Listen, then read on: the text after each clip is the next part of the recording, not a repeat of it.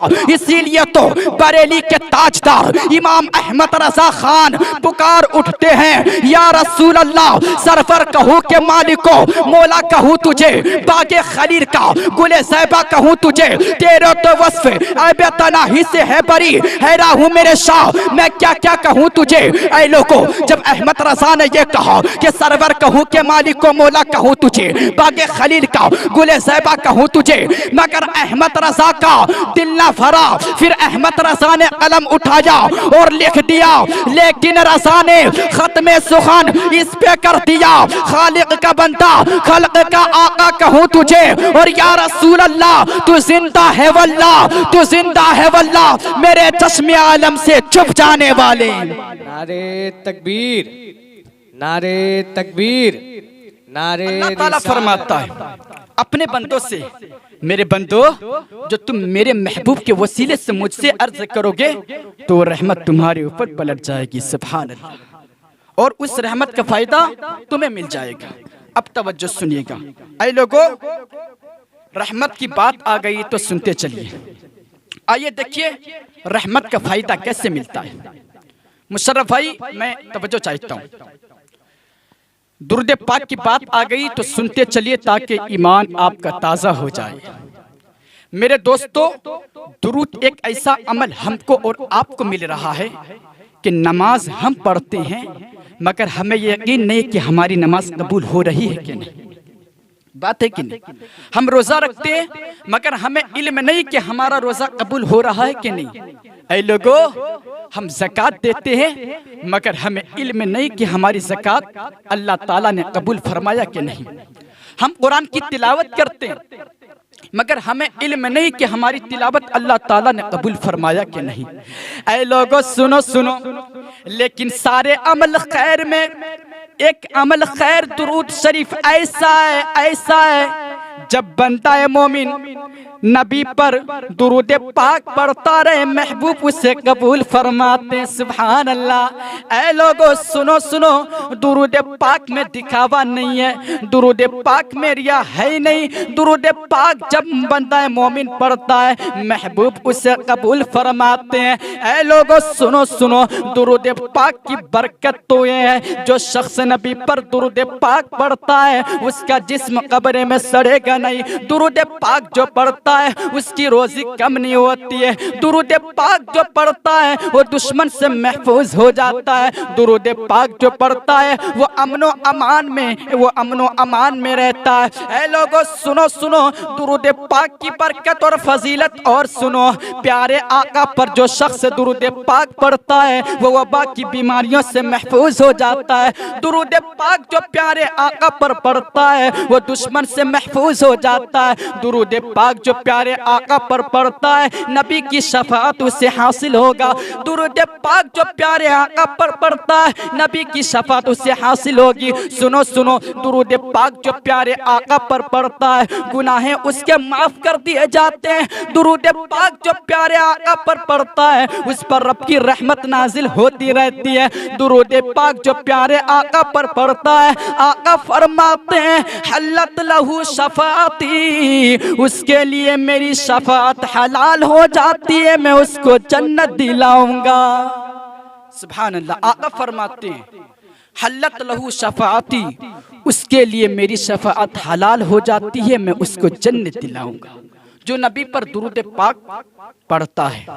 ऐ लोगों, क्या आपको नहीं मालूम उम्मुल मुमिनीन यानी तमाम मुसलमानों की अम्मी जान हजरत बीबी आयशा सिद्दीक़ा रज़ियल्लाहु अन्हा सहरी के वक्त कुछ सी रही थी और अचानक सू गिर गई और चिराग भी बुझ गया। इतने में नबी करीम सल्लल्लाहु ताला अलैहि वसल्लम तशरीफ ले आए। ऐ लोगों, चेहरा मुबारक की रोशनी से सारा घर रोशन हो गया। सुभान अल्लाह। हत्ता के सू मिल गई। अम्मी आयशा फरमाती हैं, या रसूल अल्लाह सल्लल्लाहु ताला अलैहि वसल्लम, आपका चेहरा मुबारक कितना रोशन है। तो नूर वाले आका ने इरशाद फरमाया, वैलुल लिमन ला यरानी यौमल क़ियामा, यानी उस शख्स के लिए हलाकत है जो मुझे क़यामत के दिन ना देख सकेगा। अल्लाह अकबर। अम्मी आयशा फरमाती, या रसूल अल्लाह, वो कौन है जो आपको क़यामत के दिन ना देख सकेगा। आका फरमाते हैं, अल्लज़ी ला युसल्ली अलैया इज़ा समिया बिस्मी, यानी जिसने मेरा नाम सुना और मुझ पर दुरूद पाक न पढ़ा। अल्लाह अकबर। ऐ लोगों, दुरूद पाक की बरकत तो ये है, जो शख्स मुसीबत पर, परेशानी पर दुरूद पाक पढ़ता है, आका फरमाते हैं दुरूद पाक की बरकत से उसकी परेशानियों को दूर कर दी जाती है। सुभान अल्लाह। इसलिए तो हम लोगों को हर वक्त ही कहना चाहिए। क्या कहना चाहिए? सुने, शायर ने नक्शा खींचा है। क्या खींचा है? सुने और मोहब्बत से बोल दीजिए या रसूल अल्लाह। शायर कहता है, नामे मुहम्मद कितना मीठा मीठा लगता है, नामे मुहम्मद कितना मीठा मीठा लगता है, नामे मुहम्मद कितना मीठा मीठा लगता है, नामे मुहम्मद कितना मीठा मीठा लगता है, प्यारे नबी का जिक्र भी हमको प्यारा लगता है, प्यारे नबी का जिक्र भी हमको प्यारा लगता है, और याद नबी का गुलशन महका महका लगता है, याद नबी का गुलशन महका महका लगता है, महफिल में मौजूद है आका ऐसा लगता है, महफिल में मौजूद है आका ऐसा लगता है। मक्ता समात फरमाए, आओ सुनाए अपने नबी को अपने गम की बात।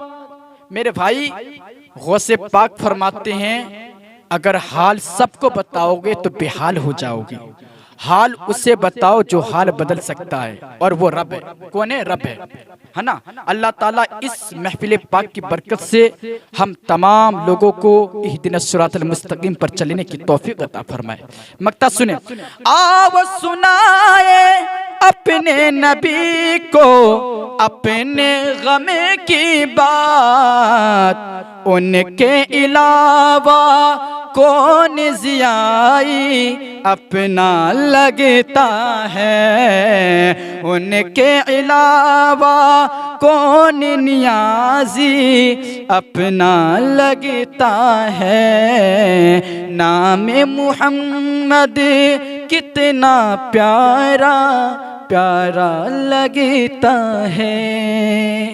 मेरे भाई, मैं बता दूं आपको, अगर आप नबी को ख्वाब में देखना चाहते हैं तो आप 5 वक्त की नमाज बाजमात के साथ अदा कीजिए, बाजमात अदा कीजिए और कसरत से नबी पर दुरूद पाक पढ़िए। इंशाअल्लाह फिर नबी को आप ख्वाब में देख लीजिएगा। ऐ लोगों, दुरूद पाक की बरकत तो ये है, जरा तवज्जो के साथ आप सुनिएगा। हुजूर सल्लल्लाहु ताला अलैहि वसल्लम की बारगाह में हजरत सैयद अहमद कबीर रिफाई रहमतुल्लाहि ताला अलैह हाजिर हुए, जो सरकार गौसे आजम बड़े पीर दस्तगीर के हम असर बुजुर्गों में से हैं और गौसे पाक के रिश्तेदारों में से हैं। ऐ लोगों, हजरत सैयद अहमद कबीर रिफाई रहमतुल्लाहि ताला अलैह जब हज करने के लिए तशरीफ ले गए और सरकार की बारगाह में हाजिर होते हैं और सरकार की बारगाह में हाजिर होकर सलातो सलाम अर्ज करने गए। अर्ज करते, या रसूल अल्लाह, अभी तक तो मैं आप पर दूर से सलाम पढ़ता था, या रसूल अल्लाह, आज मैं आपके रोज़े अनवर के सामने आपसे सलाम अर्ज कर रहा हूँ। या रसूल अल्लाह, आप अपने दस्ते पाक को अपने कब्र अनवर से बाहर निकालिए, या रसूल अल्लाह, मैं बोसा लूंगा।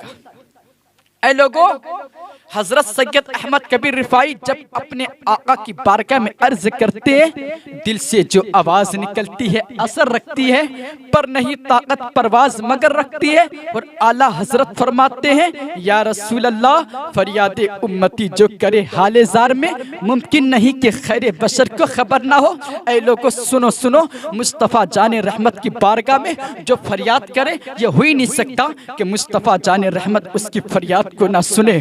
मेरे भाई जरा तवज्जो के साथ सुनना। हजरत सैयद अहमद कबीर रिफाई अर्ज करते हैं, या रसूल अल्लाह, आप अपने दस्ते पाक को अपने कब्र अनवर से बाहर निकालिए। ऐ लोगों, ये वही नबी कोनेन का मुकद्दस हाथ तो है, जब हाथ उठा था तो चांद दो टुकड़े हो गया था। ये वही नबी कोनेन का मुकद्दस हाथ तो है, जब हाथ उठा था तो डूबा हुआ सूरज पलट आया था। ये वही नबी कोनेन का मुकद्दस हाथ तो है, जब सहाबी की टूटी फूटी हुई आंख पर लगा था तो आंख ठीक हो गई थी। ये वही नबी कोनेन का मुकद्दस हाथ तो है, जब सहाबी की टूटे हुए पैर पर लगा था तो पैर ठीक हो गया था। ये वही नबी कोनेन का मुकद्दस हाथ तो है, जब जमीन को इशारा किया था तो जमीन फट गई थी। ये वही नबी कोनेन का मुकद्दस हाथ तो है कि जब हजरत अबू हुरैरा को अता फरमा दिया था तो उनका कुव्वत हाफिजा मजबूत हो गया था। ऐ लोगों सुनो, ये वही नबी कोनेन का मुकद्दस हाथ तो है कि जिसके लिए हाथ उठाते तो अल्लाह ताला रद्द नहीं बल्कि मकबूल फरमा ले।